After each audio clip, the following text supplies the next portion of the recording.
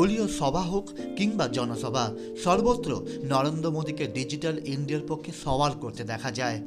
মোদী সরকারের বিকশিত ভারতের মূল স্লোগানই হলো যেন এখন ডিজিটাল ভারত।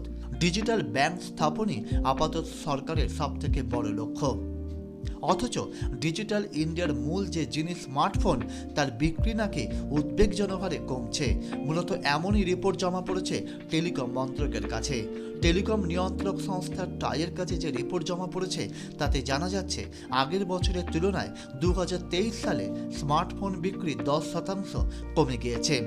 তথ্য বলছে ভারতে বর্তমানে সস্তা ও মাঝারি মানের স্মার্টফোন বিক্রি সব থেকে কম হচ্ছে, যার ফলে ইন্টারনেট ব্যবহারে নেতিবাচক প্রভাব পড়ছে।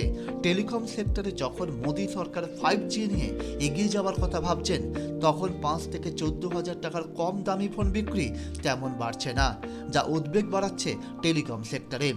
2021 সালে যেখানে স্মার্টফোন বিক্রি হয়েছিল 16 কোটি, সেখানে 2023 সালে সেই বিক্রি কমে দাঁড়িয়েছে 13 কোটিতে।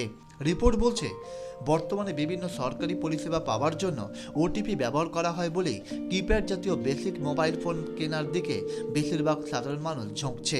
ফলে আর্থিক টানাটানি প্রভাব ফেলছে মোবাইলের বিলাসিতায়। Target news.